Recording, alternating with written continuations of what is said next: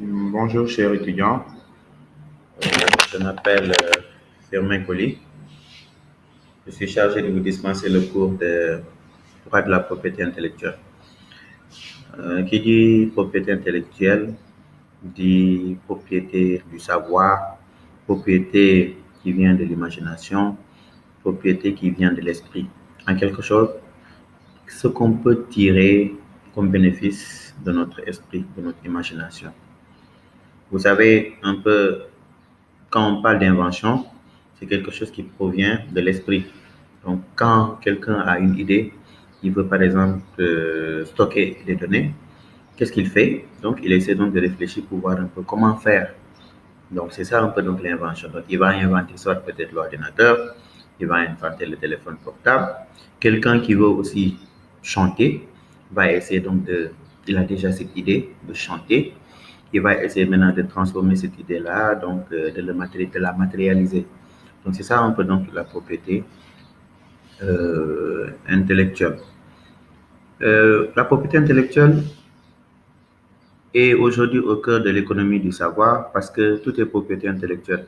Si vous voyez un peu, quand vous prenez par exemple votre téléphone portable, vous allez voir que sur le téléphone, il y a la marque, on a aussi ce qu'on appelle le design, on a un peu aussi les applications, droit d'auteur, on a aussi un peu la matière, un peu les contenus donc, du téléphone portable qui font que le téléphone portable marche. Donc, on a ce qu'on appelle les inventions. Donc, dans juste le téléphone portable, on peut avoir plusieurs actifs de la propriété intellectuelle. Et vous voyez aujourd'hui, avec disons, le commerce du téléphone portable, comment ça marche. C'est pas seulement les téléphones, il y a les ordinateurs aussi qui sont là. Il y a les voitures, les modèles de voitures, c'est la propriété intellectuelle. Vous verrez par exemple que le modèle de Ford et le modèle de Peugeot n'est pas le même, ou bien le modèle de Citroën. Donc là, les entreprises le font donc pour pouvoir un peu donc identifier leurs produits et le rendre beaucoup plus attrayant, beaucoup plus beau, afin de toucher beaucoup plus de clientèle. C'est pourquoi aujourd'hui, les entreprises donc, se font beaucoup d'argent. Aujourd'hui, vous avez entendu parler de l'empire Samsung, vous n'avez pas entendu parler de Coca-Cola. Aujourd'hui, rien que la marque Coca-Cola vaut des milliards. Donc, ce qui fait que la propriété intellectuelle donc, est au cœur de l'économie du savoir. Tout est propriété intellectuelle. Les chaussures que vous portez, les habits que vous portez, les modèles d'habits, les modèles de chaussures, les modèles de bijoux, les modèles de chaînes, de montres. Donc, tout cela, c'est la propriété intellectuelle.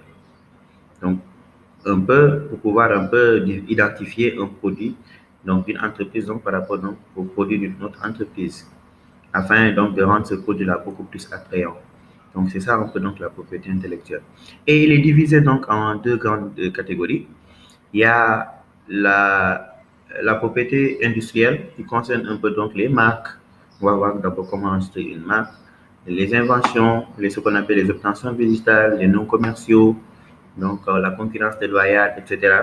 Il y a aussi l'autre côté, l'autre aspect, c'est quoi? La propriété littéraire et artistique. Quand on parle de propriété littéraire et artistique, bon, c'est un peu ce qu'on appelle les droits d'auteur. Vous en avez entendu parler. Souvent, les artistes, les musiciens, un peu revendiquent un peu ces droits d'auteur. Donc, c'est la propriété littéraire artistique qui vous permet donc de pouvoir identifier un peu ce qu'on appelle les droits d'auteur et aussi ce qu'on appelle les artistes interprètes. Donc, et donc, dans la propriété littéraire artistique, on a le droit d'auteur, les droits d'auteur et les droits voisins aux droits d'auteur que nous allons voir donc beaucoup plus amplement. Donc, c'est un peu ça, donc, la propriété intellectuelle. Euh, Pourquoi la propriété intellectuelle? Parce que il faut aussi encourager ces gens-là. Les musiciens qui passent des nuits blanches doivent être protégés. Il ne faut pas qu'il sorte son album et le lendemain, il se rend compte qu'il y a un pirate qui est là, qui n'a fourni aucun effort, qui vient en quelque sorte le concurrencer. C'est la raison pour laquelle il faut protéger ces gens-là. Il faut protéger aussi donc le titulaire d'une marque. Il y a beaucoup de contrefaçons, vous en connaissez. Adibas est, disons, contrefait.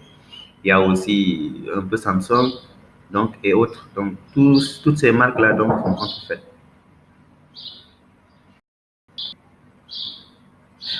Donc, toutes ces personnes-là doivent être protégées. C'est ça un peu donc la propriété, disons, intellectuelle. D'accord? L'inventeur, les pharmaciens aujourd'hui, les entreprises pharmaceutiques aujourd'hui prennent à peu près 7 ans pour pouvoir sortir un médicament. Si on permet donc à certaines entreprises, disons, de faire de la contrefaçon, elles vont concurrencer ces gens-là. Donc, c'est la raison pour laquelle il faut protéger un peu donc euh, tous, disons, les titulaires donc, de ces droits. Donc, c'est ça donc la propriété intellectuelle.